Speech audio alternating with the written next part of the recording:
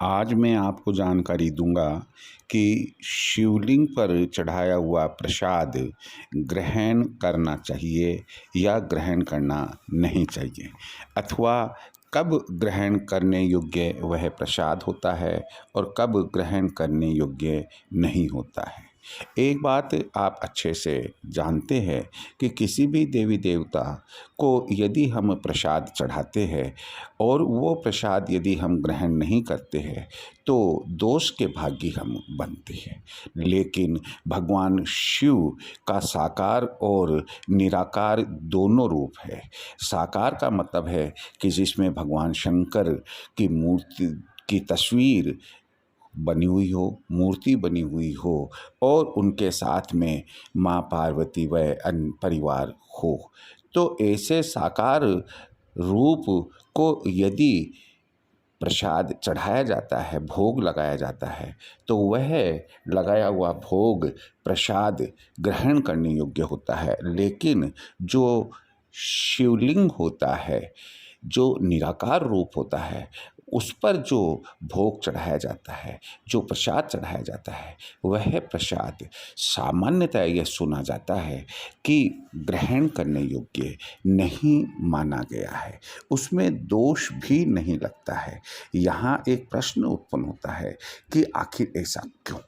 आखिर ऐसा क्यों में यह जवाब मिलता है कि शिव जी को जो प्रसाद चढ़ता है उसमें एक भाग चंड का होता है। शिव जी को जो प्रसाद चढ़ता है उसमें एक भाग चंड का होता है और ये चंड जो है वो भगवान शिव के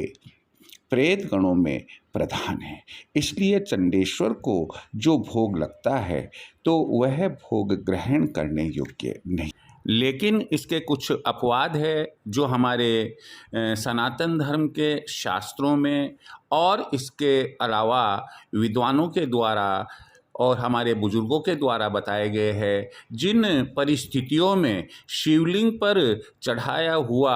भोग प्रसाद भी ग्रहण करने योग्य होता है, ये निम्नलिखित स्थितियां बनती। इससे पहली बात तो मैं ये आपको बता दूं कि अगर आप भगवान शिव के साकार रूप जिसमें हाथ, पाँव, आँखें और सभी कुछ जो एक मानव शरीर के अंग होते हैं, उस प्रकार की जो बनी हुई मूर्ति है या तस्वीर है, उस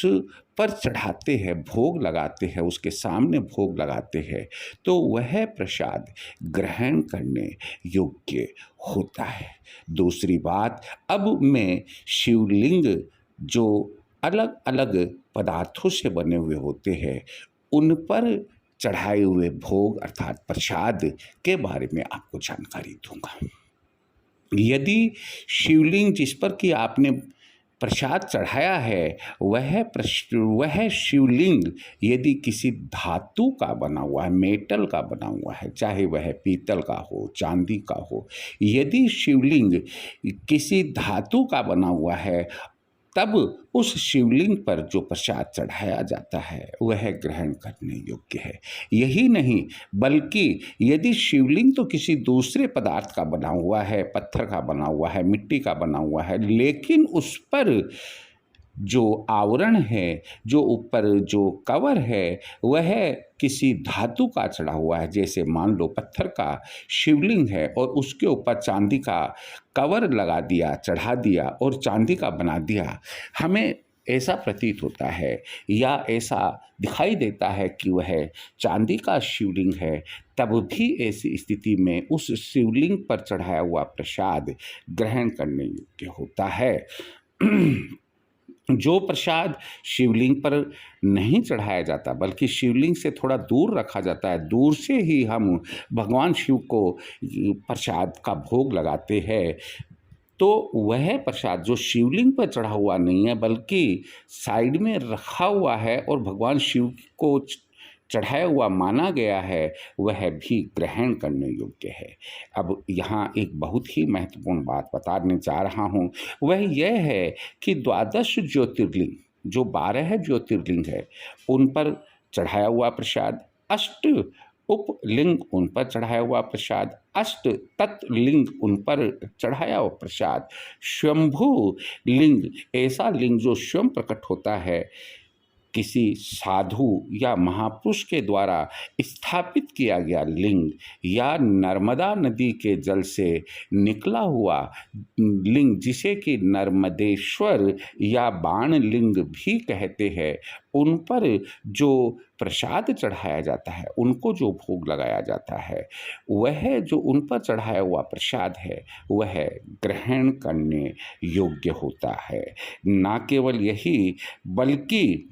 चंदन मिलाकर के जो लिंग मूर्ति तैयार की जाती है उस पर चढ़ाया हुआ प्रसाद भी ग्रहण करने योग्य होता है। यदि शिवलिंग की प्राप्ति गंडकी नदी से हुई है, उस पर चढ़ाया हुआ प्रसाद या शिवलिंग के समीप शालिग्राम जी भी विराजित हो तो शिवलिंग पर चढ़ाया हुआ प्रसाद ग्रहण करने योग्य होता है। किसी भी शिवलिंग पर चढ़ाया हुआ प्रसाद, यदि हम उस प्रसाद का भोग पहले,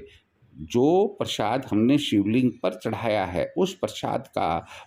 भोग या वो प्रसाद अगर पहले शालिग्राम जी को स्पर्श करा दिया जाता है तो वह प्रसाद भी ग्रहण करने योग्य हो जाता है। अब मैं दूसरी तरफ आपको ले चलता हूँ कि ऐसे कौन से प्रसाद होते हैं जो शिवलिंग पर चढ़ाए हुए हैं, या कब शिवलिंग पर चढ़ाए हुए प्रसाद ग्रहण करने योग्य नहीं होते हैं। तो यहाँ मैं आपको बता ही देता हूँ कि जैसे पत्थर से बने हुए शिवलिंग, यदि पत्थर कोई भी हो, सफ़ेद पत्थर हो, काला पत्थर हो, लाल पत्थर हो, किसी भी प्रकार का कोई पत्थर हो, उस पत्थर से बने हुए शिवलिंग